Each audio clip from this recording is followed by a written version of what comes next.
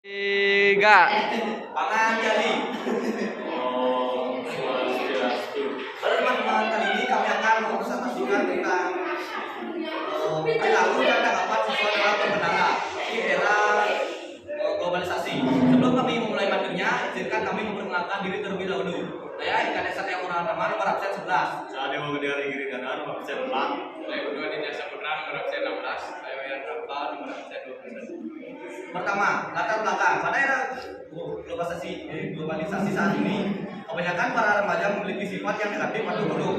Pergaulan remaja saat ini cenderung bebas, menyebabkan dampak kenakalan remaja. Dalam hal tersebut, lingkungan sosial sangat berpengaruh pada pertumbuhan pribadi dan karakter seseorang sejak dini. Rumusan masalah. 1. Apa faktor yang mempengaruhi kenakalan remaja yang ugal-ugalan dalam mengendarai kendaraan di jalan raya? 2. Bagaimana tanggapan siswa tentang kenakalan remaja yang ugal-ugalan dalam mengendarai kendaraan di jalan raya? 3. Dampak apa saja yang ditimbul oleh kenakalan remaja yang ugal-ugalan dalam berkendara? Manfaat penelitian. 1. Sebagai referensi dalam mengatasi kenakalan remaja. 2. Siswa mengetahui kenakalan remaja yang sesuai dalam berkendara. 3. Mematuhi faktor-faktor penyebab yang mempengaruhi kenakalan remaja. 4. Siswa mengetahui dampak yang bisa disebabkan dari kenakalan remaja yang dilakukan tersebut. Dan terakhir 5. Siswa mengetahui solusi dan pencegahan dalam mengatasi kenakalan remaja tersebut. Lanjut ke kerangka teori. 1. Pengertian kenakalan remaja. Kenakalan remaja merupakan tingkah laku remaja yang menyimpang dan melampaui batas toleransi orang lain atau lingkungan sekitar serta suatu tindakan yang dapat melanggar norma dan hukum yang ada. Sedangkan menurut 1999 dinyatakan kenakalan remaja adalah tindakan pelanggaran hukum yang dilakukan oleh remaja, di mana tindakan tersebut dapat membuat seseorang atau remaja yang melakukan masuk dalam penjara. Menurut UNASO 2004 mendefinisikan adalah kenakalan remaja itu terjadi pada remaja yang mempunyai konsep diri lebih negatif dibandingkan dengan remaja yang tidak bermasalah. Karakteristik kenakalan remaja: 1. Intelektual, 2. fisik dan ketiga yaitu individual. Yang pertama, intelektual. Remaja yang nakal, kurang toleran terhadap hal yang ambisius dan kurang mampu memperhitungkan tingkah laku orang lain serta menganggap orang lain sebagai cerminan diri sendiri. 2. Individual. Remaja yang nakal mempunyai sifat kepribadian yang khusus menyimpan seperti orientasi pada masa sekarang, senang-senang dan waspada hal ini tanpa memikirkan masa depan.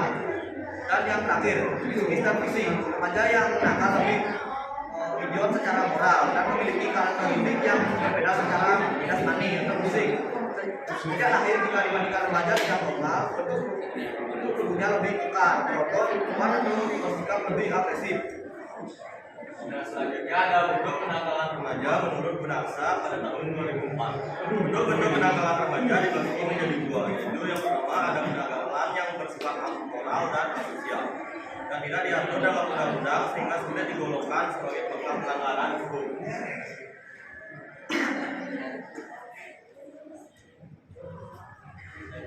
Lalu kenakalan yang bersifat melanggar hukum dengan penyelesaiannya sesuai dengan undang-undang dan hukum yang berlaku, sama dengan perbuatan hukum bila dilakukan pada orang dewasa. Selanjutnya ada menurut Sunan Miyaki pada tahun 1945 yang membagi bentuk kenakalan remaja menjadi 3, yaitu yang pertama ada kenakalan biasa seperti suka berkelahi, suka keluyuran, membolos sekolah, pergi dari rumah tanpa pamit, berkelahi dengan teman. Yang kedua ada kenakalan yang lulus pada pelanggaran dan kejahatan seperti mengendarai mobil tanpa SIM, mengambil barang orang tua tanpa izin, mencuri dan berkendara secara ugal-ugalan atau senonoh serta keburukan.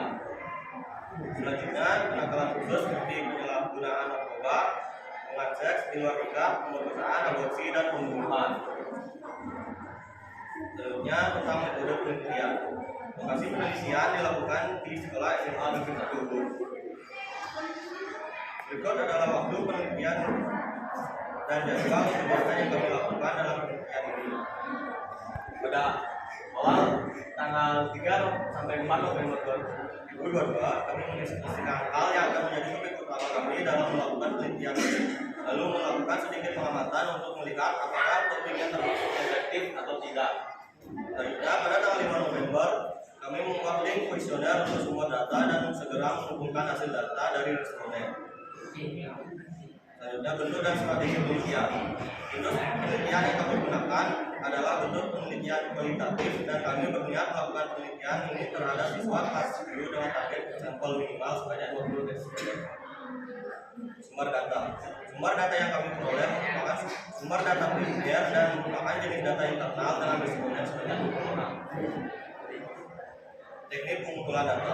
Kami mengumpulkan data dengan menggunakan metode angket atau kuesioner yang merupakan wawancara tertulis lewat daring dan tidak bertatap muka langsung dengan responden, sehingga mempermudah kami dalam mengumpulkan data dan juga tidak menghabiskan banyak waktu.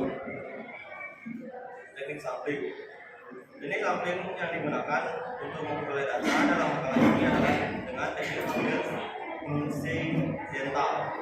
Sedangkan teknik analisis yang kami gunakan peroleh untuk diambil kesimpulannya dengan menggunakan teknik menelaah. Saya lanjutkan pembahasan dan analisis. Pokok-pokok temuan penelitian. Pada penelitian kami didapatkan pokok-pokok temuan gambaran bentuk perilaku siswa dalam berkendara di era globalisasi, di antaranya: 1. Siswa berkendara secara ugal-ugalan dan ugal-ugalan. 2. Adanya modifikasi pada kendaraan pribadi siswa. 3. Moral remaja zaman sekarang yang memprihatinkan. Bahasa.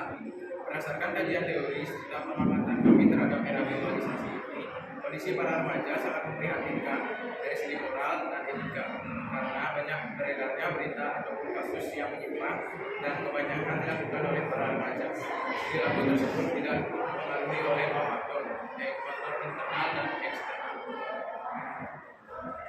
Faktor internal. 1. Kontrol diri yang lemah. Para remaja tidak dapat mengontrol diri mereka dengan baik sehingga terjerumus ke dalam hal yang buruk. 2. Krisis identitas. Gagalnya remaja dalam pencapaian identitas perannya di kehidupan sosial.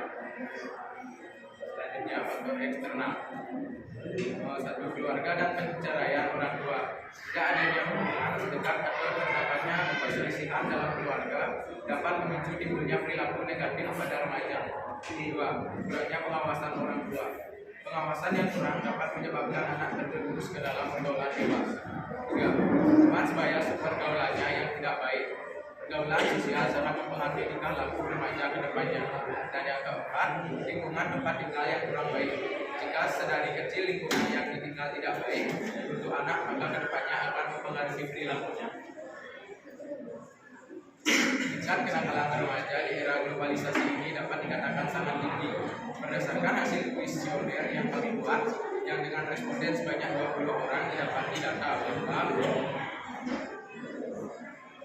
100% atau seluruh responden pernah melihat siswa yang ugal-ugalan dalam berkendara di jalanan. Sebanyak 40% responden pernah melihat ataupun bahkan ikut berpartisipasi dalam konvoi jalanan. 85% responden sangat terganggu terhadap suara dan knalpot racing. Banyak postingan terkait kenakalan remaja dalam berkendara dan diunggah di sosial media dan pernah dilihat oleh 75% responden. 75% responden setuju tentang pendapat bahwa remaja zaman sekarang memprihatinkan dari segi moralnya. Hanya 10% dari responden yang memilih kendaraannya. 5% dari responden bergabung dalam organisasi geng motor. 100% atau seluruh responden tidak pernah menyaksikan atau mengikut balap liar secara langsung. Sebagai responden biasanya mengendarai sepeda motornya pada kecepatan tinggi dan tanggapan saat melihat siswa yang ugal-ugalan dalam berkendara. Kebanyakan dari responden merasa cukup terganggu terhadap perilaku remaja yang ugal-ugalan dalam berkendara karena dapat membahayakan diri sendiri dan orang lain. Di sisi lain, tindakan tersebut dianggap egois dan tidak berpendidikan juga. Tidak pantas untuk dilakukan. Salah satu responden mengaku dirinya hampir terjatuh saat berkendara karena disebabkan oleh pengendara yang ugal-ugalan tersebut. Tanggapan saat melihat maupun ikut berpartisipasi dalam konvoi jalanan. Perlu diketahui bahwa tidak selalu konvoi tersebut mengarah ke hal-hal negatif.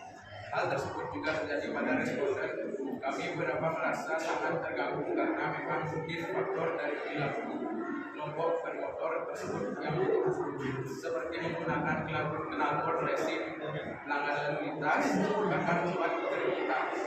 Di sisi lain, ada yang melakukan konvoy dengan tertib dan kendaraannya tidak terdapat modifikasi sedikit pun sehingga tidak mengganggu pengendara dan warga sekitar.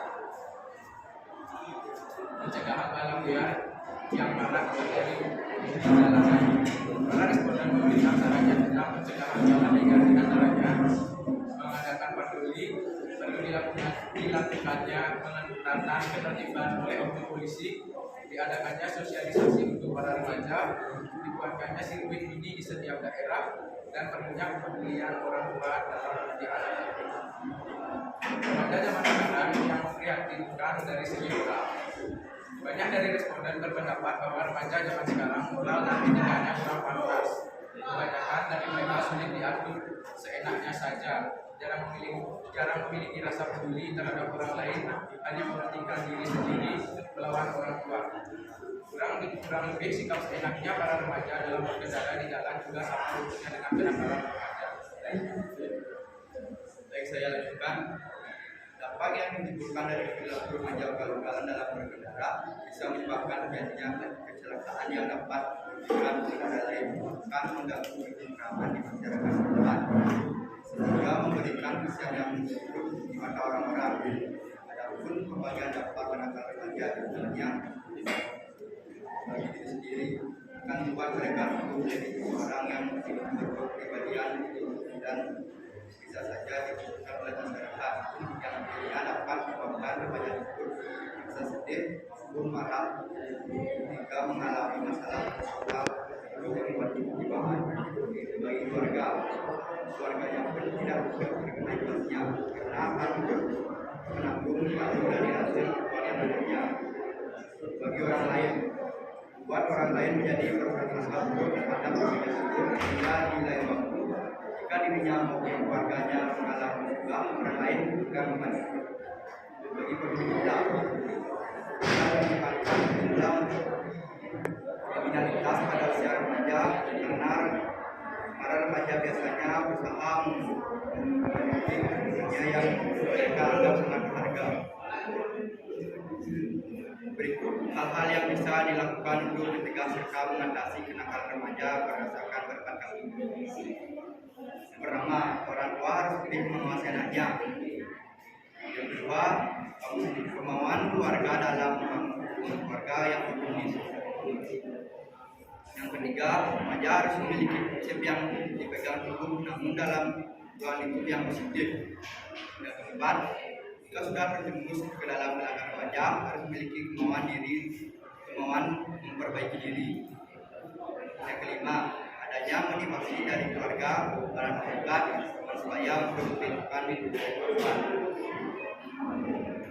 Keenam, perlunya pendidikan agama sejak dini hingga karakter anak bisa terbentuk. Orang tua harus bisa menjadi tempat pada nanti sang remaja. Keempat, hobinya selama baru masih bersifat positif.